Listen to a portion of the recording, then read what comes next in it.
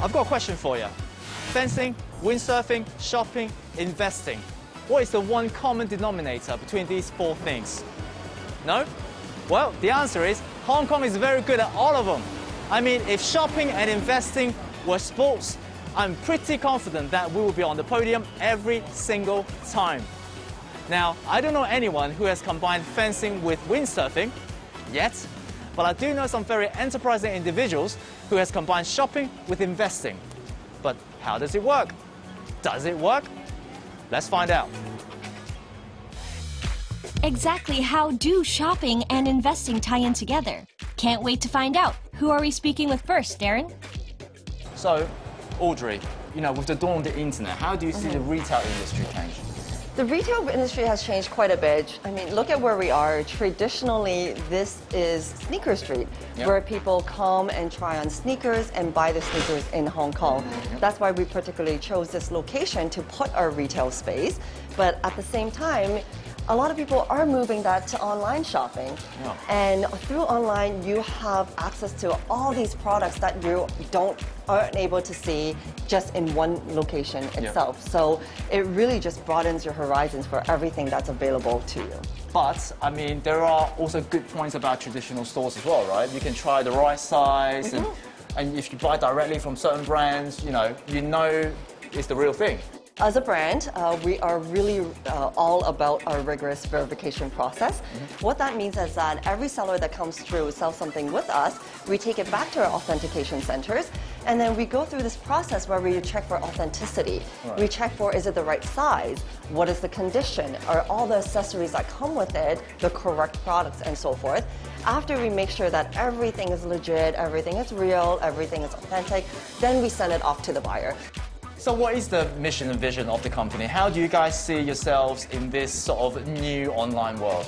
We want to make sure that we have a very, very broad catalog for our buyers as well as sellers, so that it creates opportunities for them to make money as well as to purchase whatever they want. So in our catalog right now, we have over 150,000 products.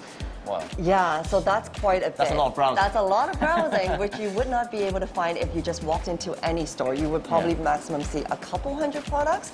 So online, it really is limitless. So I want to talk about COVID as well. Obviously, COVID brings challenges to all the business globally. Has it affected you guys much? I mean, you guys are online. And also, is it also a bit of an opportunity as well? It's a huge opportunity for us because COVID, everyone was under lockdown.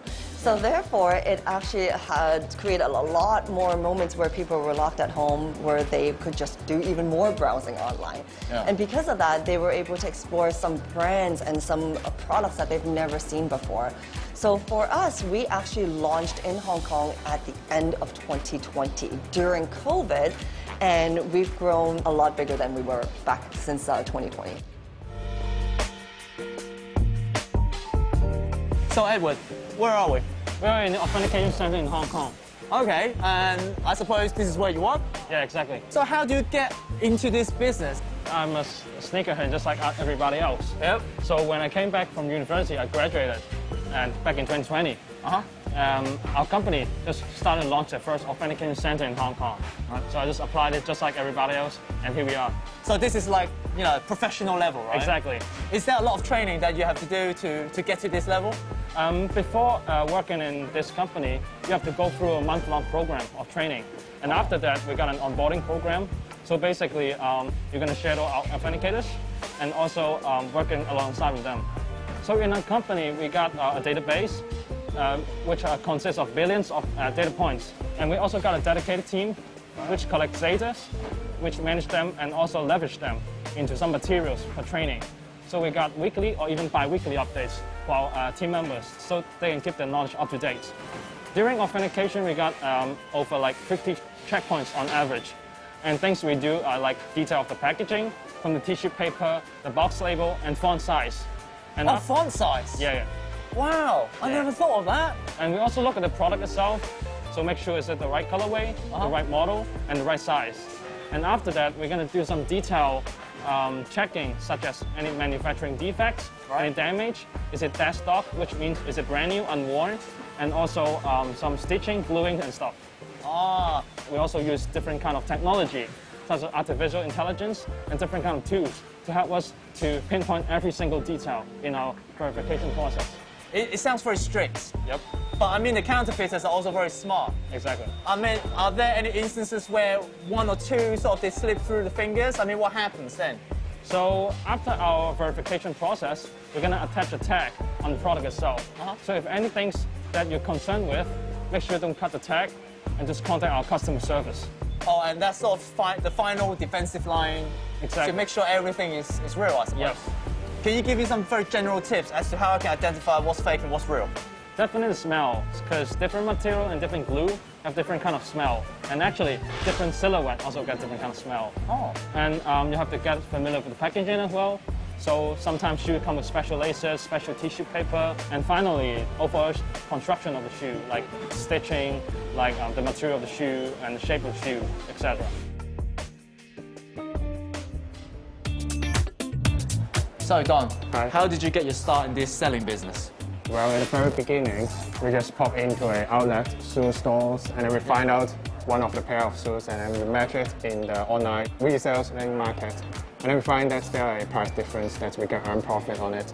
At the very beginning, we just start like that. So, where are you now? What's your journey been like? We start reselling Yeah. in the online market is back to 2020. But for now, we have 3 teams, and we got around 10 employees. What helped you guys to become so successful so quickly?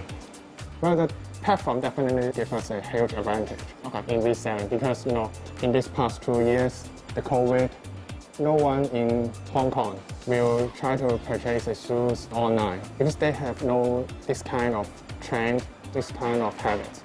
And there are no tourists, so it is impossible to sell in the local market. Yeah. So with the platform, they give us advantages to reach the international buyers. Oh. The most important thing is that they provide a ledger authentication services. Yeah, so they're verified. Right. As a buyer, that's the one thing they worry about, right? Right. Buying of course. fake shoes. Yes. So if a seller get caught selling fakes, Right.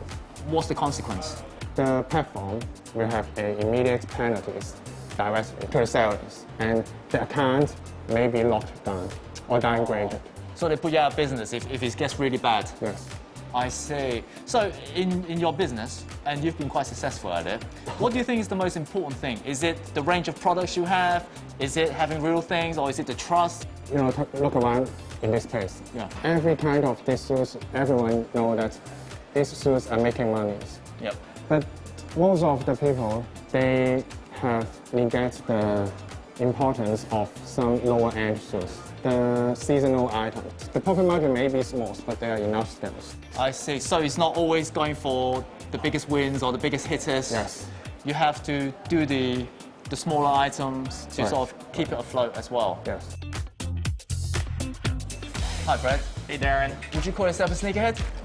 I wouldn't say I'm a sneakerhead, Right. but I like to collect stuff, including sneakers Okay. and other things too. So what's the draw for you to get on an online platform to buy shoes rather than, because Hong Kong is so convenient, right? You Right. just pop down to the store, you can try it on, and then you can have them right away instead of waiting in the post. So what's the draw? Firstly, for the platform, an online platform, you could also get items that are exclusive release items in other countries. Let's say in America or in Japan, but you wouldn't be able to get here in Hong Kong. So this platform gives you access to those items. Right. So that's what I usually look out for.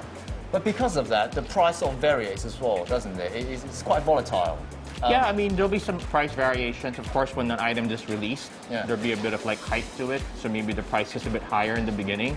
So you just kind of have to be patient and just kind of like do your own research. How do you gauge that though? Got any tips for me? So if I buy online, I don't pay too much. Well, the platform has a really good pricing engine. Okay. So like, for example, when you go look at view market data, Yeah. you can kind of see what the transactions were like over like the last 24 hours or the last few days, and you can see sort of like what price ranges are. So you just kind of have to kind of gauge, see what you're willing to pay and not pay. So why do you enjoy it? Is it beyond the obviously you're not buying them to resell them? I think most collectors are hoarders by nature. Right. So I am a self-professed hoarder. So sometimes it's just the act of like having the whole set or just consuming. Yeah. So for you, it's sort of beyond monetary. It's sort of like a passion. Yeah, I mean, it's a bit of a passion. I have enjoyment to it. Yeah. And then, of course, like if I buy something and then all of a sudden the price increases later on, then Yeah. at least it's like a nice surprise. But first and foremost, I buy it because I like it. Undeniably, the internet has made things a lot easier, and the convenience of the whole ecosystem has helped business thrive. But my biggest takeaway today is that this entire operation really hinges on one thing, which is the quality of the verification system. Because the platform really is acting as sort of a referee between buyers and sellers. For the buyers, obviously, they get peace of mind. But for the resellers as well, they can quickly gain trust from the sellers so they can start doing business. And also, for the resellers, they are constantly locked in a battle against the brands who would obviously prefer that you buy directly from them. But clearly, the demand is there and the supply is small enough that some items will become valuable investments in the future. So, to do or not to do? Well, that's entirely up to you. But you've got to accept that risk is a part of the game.